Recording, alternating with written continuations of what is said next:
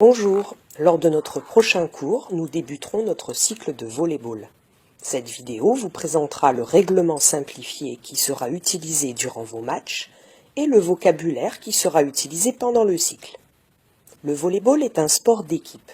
Il se joue sur un terrain rectangulaire divisé en deux par un filet. Chaque camp mesure 9 mètres sur 9, sur lequel se positionnent 6 joueurs dans chaque équipe. Le règlement du volley-ball est composé de nombreuses règles, mais en EPS, pour simplifier le jeu et l'arbitrage, nous n'en utiliserons que certaines et nous réduirons le nombre de joueurs par équipe et la dimension des terrains. Alors, quel est le but du jeu? Le but est d'envoyer le ballon par-dessus le filet et le faire tomber dans la moitié de terrain du camp adverse, en respectant les règles. Voyons ensemble quelles seront les règles que nous utiliserons durant le cycle. Découvrons tout d'abord les règles liées au service. Après tirage au sort, une des deux équipes effectue un service qui permet de démarrer la partie. Il s'agit d'une frappe propulsant la balle directement dans le camp adverse. C'est le joueur qui se situe à l'arrière droite du terrain qui sert. Pour effectuer le service, le serveur doit être au-delà de la ligne de fond en se plaçant dans la zone de service. Lors du service, le ballon doit être frappé avec une main ou n'importe quelle partie du bras, après avoir été lancé en l'air ou lâché. Au service, le ballon peut toucher le haut du filet lors de son franchissement. Quand une équipe marque un point, elle obtient le droit de servir. Pour marquer un point, il faut réussir à faire tomber le ballon dans le terrain adverse. Une équipe marque également un point si ses adversaires commettent une faute ou envoie la balle en dehors du camp. Le ballon est dedans quand il touche le sol du terrain de jeu, y compris les lignes de délimitation. Le ballon est dehors quand il tombe à l'extérieur du terrain ou touche le plafond et les poteaux. Si une équipe perd le point, les joueurs restent à leur place et attendent que leur adversaire serve. On dit alors de cette équipe qu'elle reçoit le service. En compétition, un match est remporté par l'équipe qui remporte 3 sets. Un set est gagné par la première équipe qui gagne 25 points avec 2 points d'écart. Si les deux équipes sont à l'égalité 2 sets partout, un 5e set décisif est joué en 15 points, avec une avance d'au moins 2 points. En EPS, pour faciliter l'organisation, nous jouerons essentiellement nos matchs dans un temps limité. Alors, peut-on se placer n'importe où sur le terrain? Eh bien non. Les joueurs occupent une position bien précise, définie dès le début du match. Au moment du service, tous les joueurs doivent être placés dans leur camp et à leur place. Ils doivent rester à leur place ou se déplacer suivant la règle suivante. Si une équipe sert et gagne le point, c'est au même joueur de servir.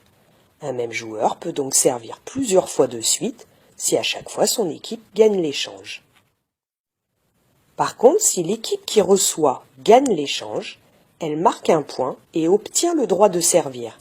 Ces joueurs effectuent alors une rotation en se déplaçant d'une position à l'autre dans le sens des aiguilles d'une montre. Pour savoir si je dois me déplacer ou non, je dois donc me rappeler de cette règle.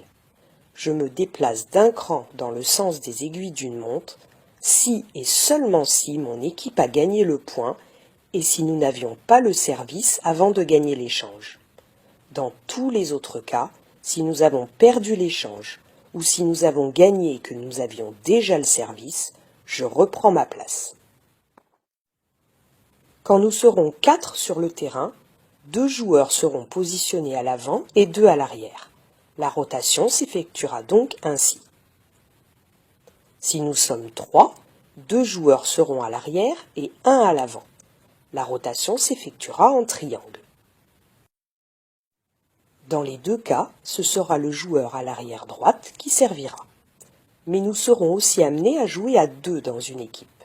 Par conséquent, lorsque nous récupérerons le service, nous tournerons simplement en passant d'avant en arrière et inversement. Enfin, voyons les règles supplémentaires que nous retiendrons pour pouvoir jouer ensemble et garder l'esprit du jeu. En volley-ball, le ballon est joué en le frappant avec n'importe quelle partie du corps. Mais en EPS, nous nous concentrerons uniquement sur les mains et nous ne pourrons ni utiliser les pieds ni la tête. De plus, le ballon doit être frappé nettement. Il ne doit ni être tenu, ni être porté, ni lancé. Chaque équipe a le droit au maximum à 3 touches de balle avant de l'envoyer dans le camp adverse.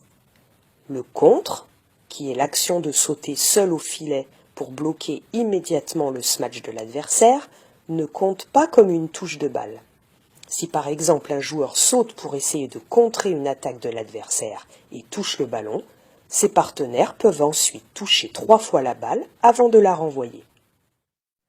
Un joueur ne peut pas toucher 2 fois de suite le ballon, sauf en cas de contre. Il est interdit de toucher le filet. Par contre, si le ballon est envoyé dans le filet, il peut être repris par les joueurs avant qu'il ne touche le sol, si l'équipe n'avait pas déjà effectué ses 3 touches de balle. Le pied d'un joueur ne doit pas pénétrer complètement dans le camp adverse. Un joueur ne peut pas effectuer une frappe d'attaque si le ballon est encore dans l'espace de jeu adverse.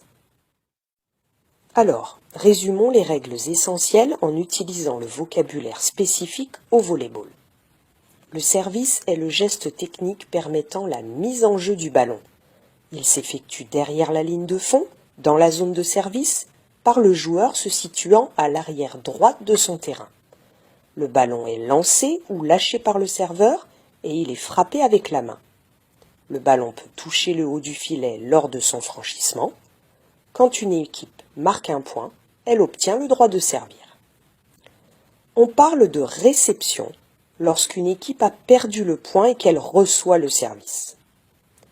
On parle de rotation à chaque point gagné sur le service de l'adversaire, lorsque chaque joueur tourne d'une place dans le sens des aiguilles d'une montre.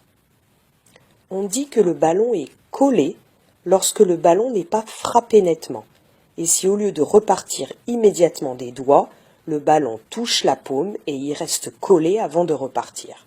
Il y a alors faute et le point est donné à l'adversaire. On appelle faute de fil lorsqu'un joueur touche le filet pendant un échange. On parle de faute de pied lorsqu'un joueur pose le pied en entier dans le terrain adverse. Une attaque est une action envoyant le ballon en direction de l'adversaire, à l'exception du service et du contre. Le contre est l'action des joueurs placés près du filet pour intercepter le ballon provenant du camp adverse en dépassant le haut du filet. Voilà, cette vidéo explicative est terminée et il ne me reste plus qu'à vous donner rendez-vous à votre prochain cours.